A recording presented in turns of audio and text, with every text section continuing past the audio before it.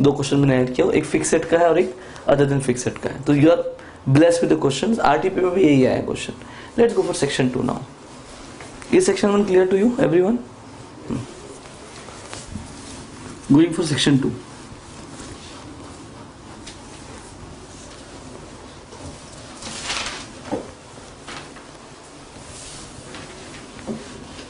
चलो सेक्शन 2 पर जाते हैं आप. Be ready everyone. What we did in section 1, tell me. क्या किया आपने section 1 में? We have transferred the exchange difference. We have recorded the exchange difference. Now section 2.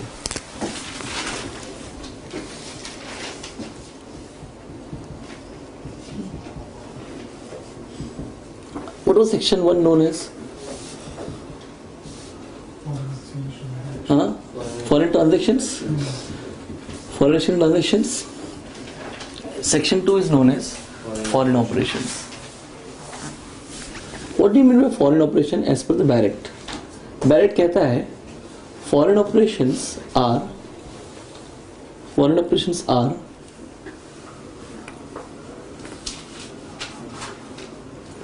can be subsidiary. क्या बोला मेरे को? Subsidiary, comma, joint venture, comma,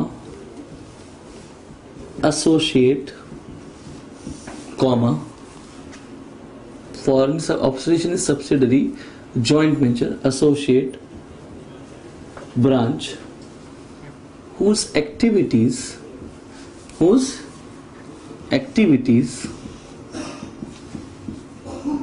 are based in another country. In what बोलो मेरे को? Another country. Foreign operation का मतलब क्या होता है? It's a subsidiary, it's a branch, it's a joint venture, it's an associate whose activities are based in another country. ये foreign operation, foreign transaction फिर से काफी ब्रॉड है. क्यों? ट्रांजेक्शन का मतलब क्या था? I am a company and I have 1 or 2 foreign denominated transactions. लेकिन ये तो बहुत बड़ी चीज है. क्यों? ये ट्रांसलेशन है. ये क्या है? Translation. What is translation? When you translate the financial statement. In transaction can be 1 and 2. मतलब ऐसा मान लो कि एक दो चीजें थी लेकिन तो पूरी चादर है. ट्रांसलेट करना है आपको. What is the common point in transaction? Subsidiary, associate, joint venture and branch. You have to consolidate them. You do consolidation in IPCC, branch and head office. So the head office will convert the branch financial statement into Indian currency, reporting currency, and then they will consolidate. How you consolidate a subsidiary? We consolidate a subsidiary by AS 21. बराबर है. Associate भी कर. ये consolidate जो आप करते हो वो तब करोगे आप जब तुम उसको कन्वर्ट करोगे इसके ट्रायल बैलेंस को. किस में कन्वर्ट करना है? रिपोर्टिंग करेंसी में. तो this topic will teach you how to convert the trial balance. ये पढ़ाएगा आपको. दिस मीन्स आपका और फॉरेन ऑपरेशन कन्वर्ट कैसे करना चाहिए. इसके लिए हम क्या करते हैं? फॉरेन ऑपरेशन को 2 में डिवाइड करते हैं. इनमें से कोई भी 2 में डिवाइड हो सकता है. One is known as, exam में शॉर्ट नोट डिस्टिंक्शन आके गया है, इंटीग्रेटेड फॉरेन ऑपरेशन. एक को क्या बोलते हैं, बोलो मेरे को, इंटीग्रल फॉरेन ऑपरेशन यानी IFO, और एक होता है non integral foreign operation.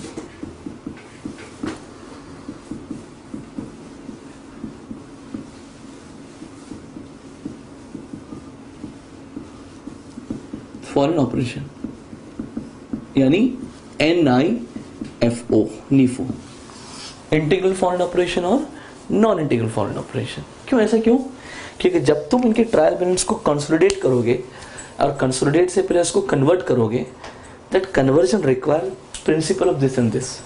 In IPCC when the professor teaches branch account, they just teach them as if a traditional accounting is going on. He don't focus on the distinction between the two. Yeah? So one is integral foreign operation, one is non-integral foreign. How to convert a trial balance in both the cases? For that we should understand the meaning of integral operation and non-integral operation. They are both foreign operations, remember. And what is foreign operation? It can be either a subsidiary, a joint venture, associate, or a branch whose activities are conducted or based in another country. Now I am supposed to convert both the trial balances into domestic यानी reporting currency. इसके लिए मुझे इन दोनों को describe करना पड़ेगा, वो क्या है और ये क्या है। First, integral foreign operation. ठीक है, सुनो। Integral foreign operations are those operations which is an extended arm of the reporting enterprise. Suppose I am here in India and one of my branch is there in London, but the branch is in such a way that वो branch कम लेकिन मैं ही ज़्यादा हूँ. I'm extending my arm over there. This means that branch is completely, I can say, monitored by me on a regular basis. That is integral foreign operation. So whereby your operations are supposed to be controlled to a larger extent. बराबर? And I can say that extending the arm, remember. अपने आप वैसे भारत देश में हो, आपका business Bharat देश में है, ठीक है, लेकिन तुम्हारा जो हाथ है, बराबर, that has been extended now in a foreign country, remember. ठीक है, that is supposed to be the integral operation. Now what is non-integral operation, by the way? In this particular operation, you first decide which operation it is. In the second case, it is held as an investment. What is investment? You grow. I will not support you much. So this means what? In this case, even though there is a control, but there is an enough autonomy or freedom given to do the work. Autonomy is more here, autonomy is less here. Freedom ज़्यादा है, दोनों control है. मतलब 21 साल के अंदर बच्चा माँ बाप के कंट्रोल में होता ही है और 21 साल के ऊपर भी कंट्रोल में होता है, लेकिन वो कम और ये ज़्यादा. इट्स लाइक दिस ना. जब डिपेंडेंट सेल्फ डिपेंडेंट हो जाता है बच्चा, काम काज करने लगता है, even though in both in at any point of time he is suppose to be controlled by the parents but not dominated by them. Of course छोटे बच्चे होते हैं जो 8-9 साल के, उनको इतना बोलते हैं ये एरिया के बाहर भी नहीं जाना है, घर के बाहर भी नहीं जाना है, इतना कंडीशंस होता है. लेकिन जब सेल्फ डिपेंडेंट हो जाता है, आने जाने के लायक जाता है, तो anywhere he goes, parents do not bother much except he should come back at the evening. बराबर ऐसा है. तो here also control is there but enough autonomy is given here. And here you extend the arm, you keep them as a net investment. What is net investment? It's my investment, it will grow. ठीक है. Now second point, in case of integral foreign operation, most of the expenses are always sent by the head office.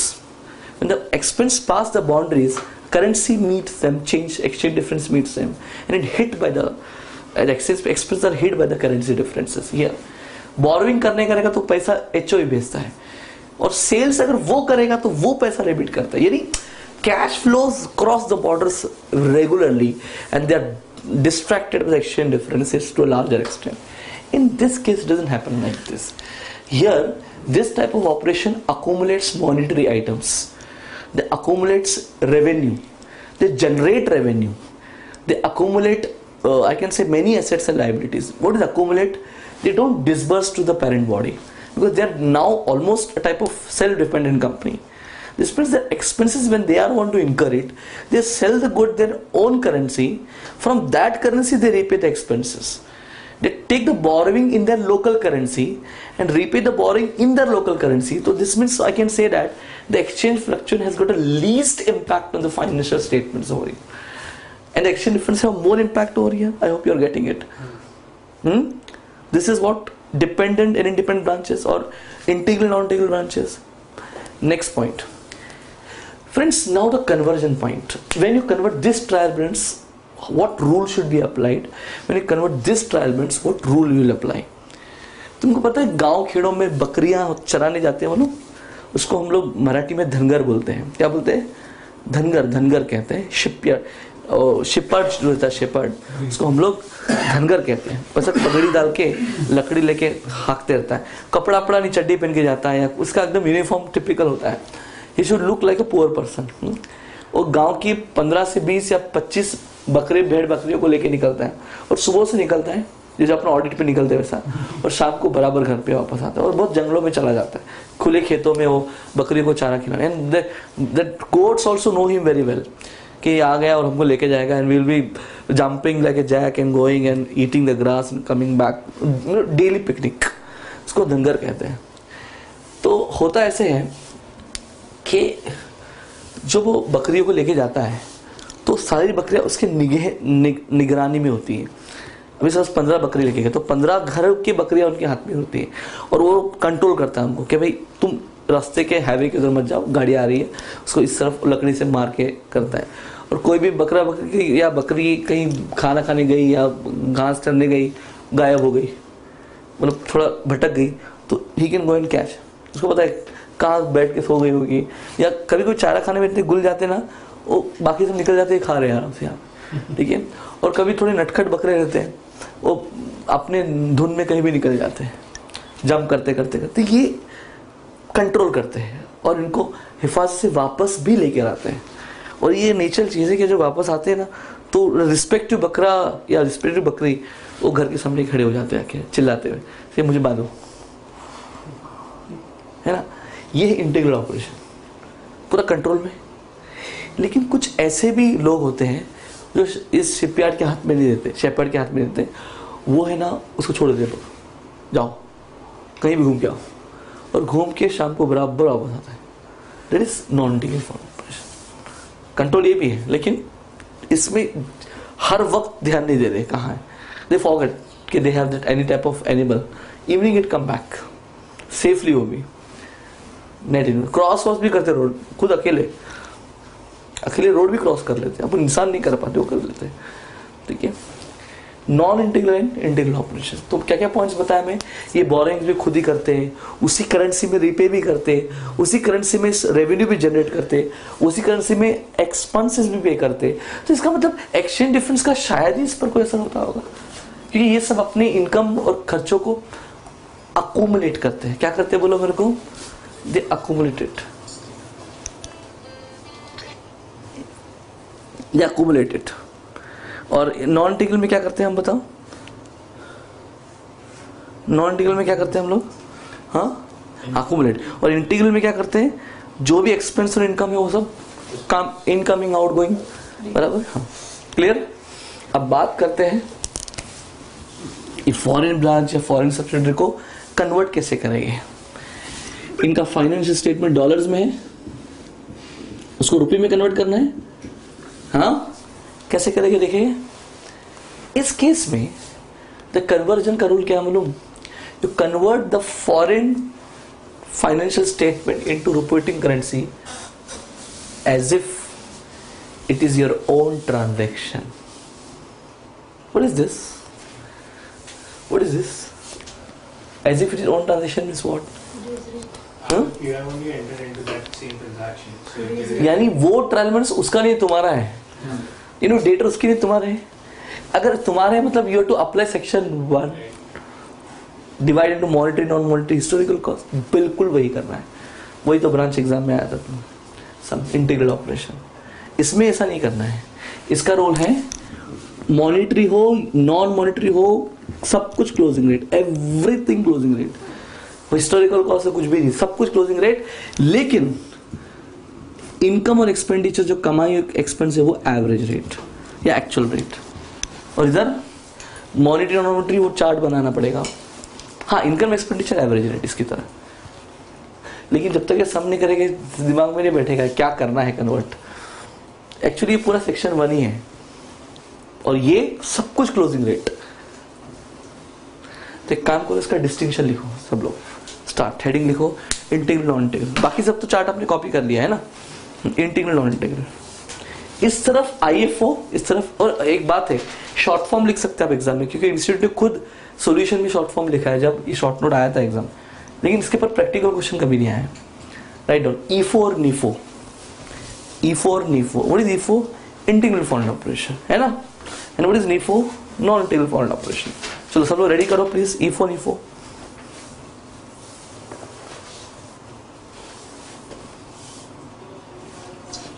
Start please.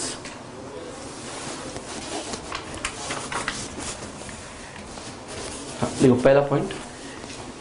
E4 में लिखो it is an extended arm of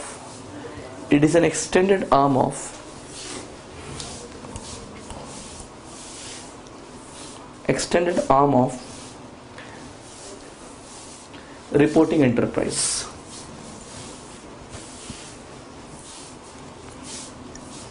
इसके सामने लिखो. NIFO में लिखो it is held as net investments.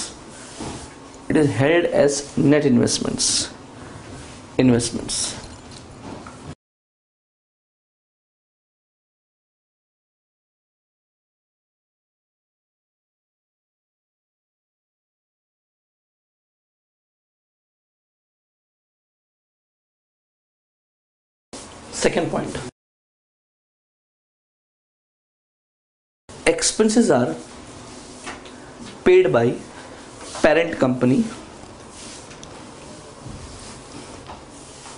Expenses are paid by parent company, comma.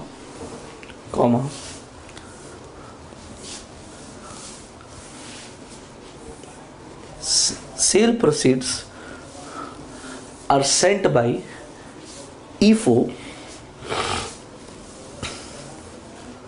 Sale proceeds are sent by E4, integral foreign operation, comma.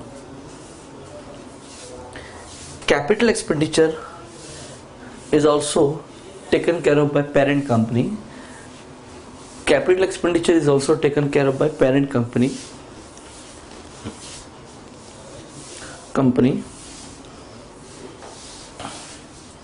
Hence, exchange difference have a direct impact.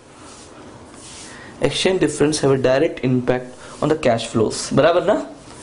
Exchange difference have a direct impact on the cash flows. सामने लिखो. NIFO में लिखो. अभी NIFO में लिखो. In this case, monetary items are accumulated, है ना. Monetary items are accumulated, comma. Expenses are repaid out of the sale proceeds. Expenses are repaid out of the sale proceeds in its local currency.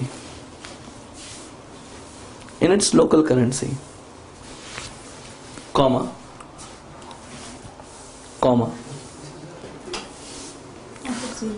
Borrowings are filled up by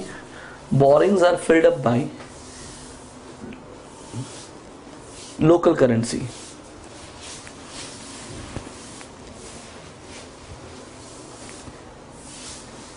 उसी point में next sentence. Transaction between parent company and NIFO. Transaction between parent company and NIFO. Transactions between parent company and NIFO is not on a high proportion.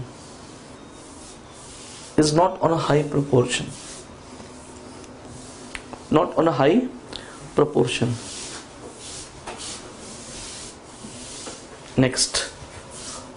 Therefore, exchange difference have a least impact on the cash flows. Correct na? Exchange difference have a least impact on the cash flow. तगड़े point हो गए ना 2. Least impact on the cash flows. अच्छा, अभी एक काम करते, let's see how to convert this to trial balances. Next point, point में लिखो हेडिंग कन्वर्जन. कन्वर्जन, कन्वर्जन के नीचे लिखो the financial statements of a IFO. Conversion के नीचे लिखो the financial statements of a IFO, of an ईफो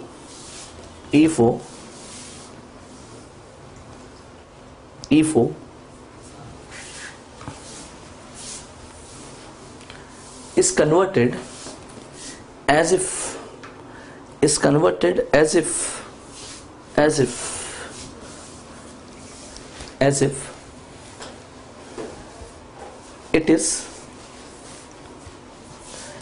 it is own transaction, है ना, as if it is own transactions ना. यानी डेटर तुम्हारा है, क्रेडिटर तुम्हारा है, लोन तुम्हारा है, मॉनेटरी है, नॉन मॉनेटरी है, समथिंग लाइक दिस. अच्छा, मैं सेक्शन 1 की बात कर रहा हूं. इस तरफ लिखो नॉन टेबल में all monetary and non monetary items, all monetary and non monetary items should be recorded at closing rate. Recorded at closing rate. And income and expenditure at actual or average rate. And income and expenditure actual or average rate.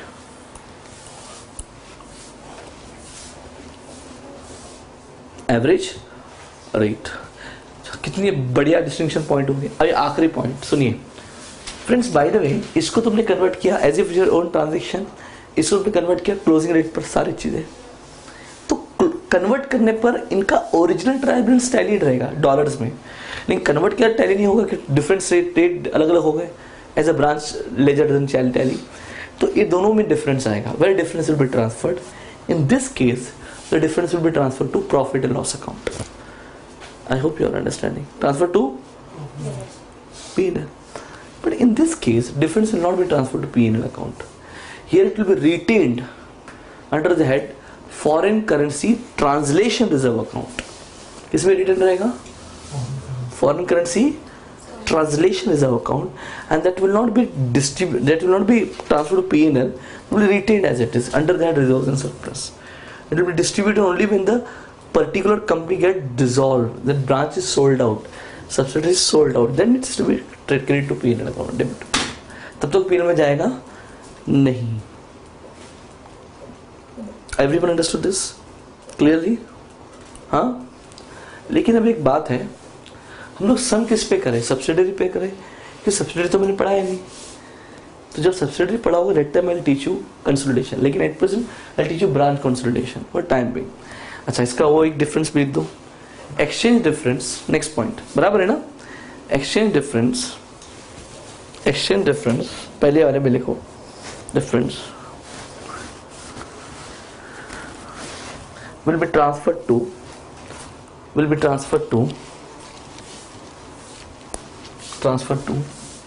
P&L account.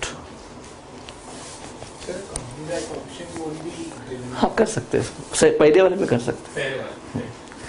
इधर लिखो सामने second में, the exchange difference will be written under, the exchange difference will be written under the head foreign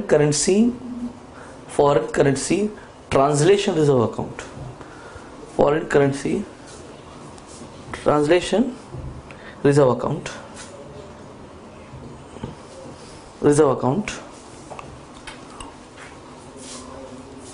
translation reserve account, bracket में लिखो under the head reserves and surplus. उसी में next sentence, it will be transfer to P&L only when it will be transferred to P&L only when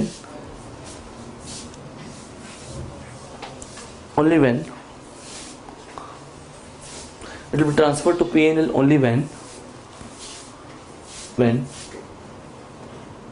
the operation is sold out, the operation is sold out.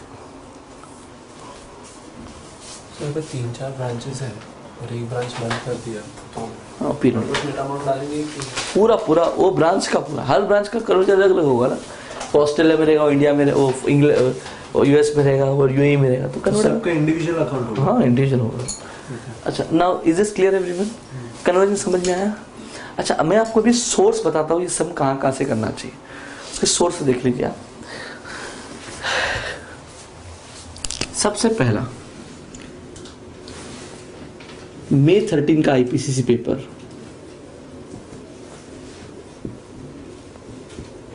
Solution भी net पर हो गई, देख लेना। दूसरा हमारी टेक्स्ट बुक के अंदर आखिरी पेज पर एक सम्स है फॉरेन सब्सिडरी पे, लेकिन सिर्फ इंटीग्रल ऑपरेशन है।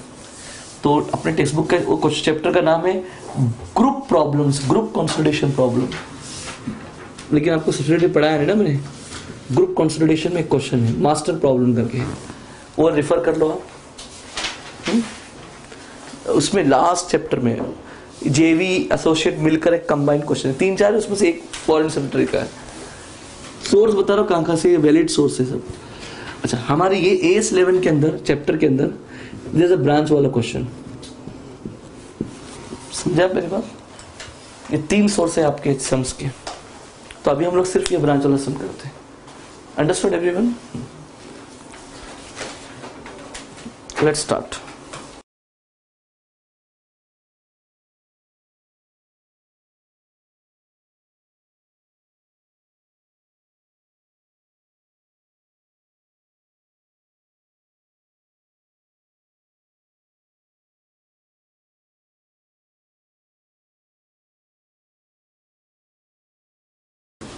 चलो स्टार्ट करते हैं।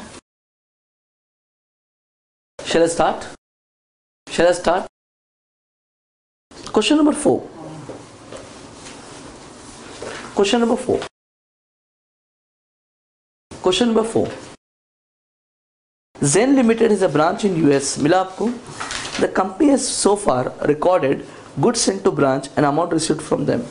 At the end of the year, the branch has sent a detailed statement incorporating the accounts of the company. Share capital, general reserve, P&L account, foreign currency, general reserve, P&L। अच्छा foreign currency loan क्या है मालूम? सुनो, ये head office का खुद का अपना नॉर्मल ट्रांजेक्शन है, purely section 1।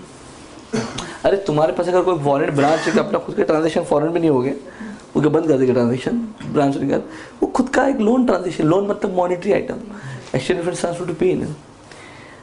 Sales transfer to branch, ये वो है inter company branch, branch account एक करंट अकाउंट है। Purchase, opening stock, fix asset, depre, debtors, cash bank, expenses, HO current account, closing stock नीचे दिया हुआ है आपको, बराबर है? अब इंफॉर्मेशन पढ़ो। Exchange rate for foreign currency loan is 47, यानी जब आपने लोन लिया था उस वक्त स्पॉट रेट 47 था, ये तुम्हारा पर्सनल ट्रांजेक्शन है। Exchange rate for fix rate is $1 unit is 45, fix rate का मतलब acquisition rate. Exchange rate when the closing stock was acquired $1 was 47.47. Acquisition rate of closing stock. Closing exchange rate of $1 is 47.5. What is 47.5? Closing rate. What is 47.47 जो ऊपर दिया है? Historical rate of closing stock. Relevant for integral operation. बराबर? And what is the exchange rate of fixed rate acquired? 45. नीचे और दिया है loan taken by HO from an outside party and not within the group. Details of sales and expenses. आपको sales का देखो $7,000 का cell का टोटल एक्चुअल वैल्यू कितना है? 338, जब सेल किया होगा मल्टीप्लाई किया होगा उसने, बराबर? और एक्सपेंस का वैल्यू कितना है? 141,760। अभी सुनो, तुमको एचओ और ब्रांच को मर्ज करना है, you can not merge unless you convert a branch trial balance into Indian rupees. I will show you how to convert a trial balance, फिर वो मर्ज तो आप कर लोगे। And I will convert a trial balance assuming integral non integral both will assume it, will assume, है ना? सुनो,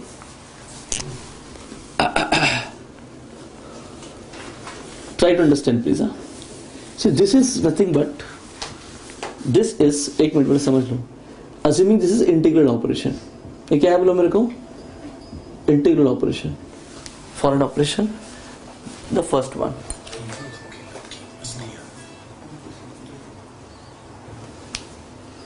first one is what बोला मेरे को, इंटीग्रल ऑपरेशन, ठीक है.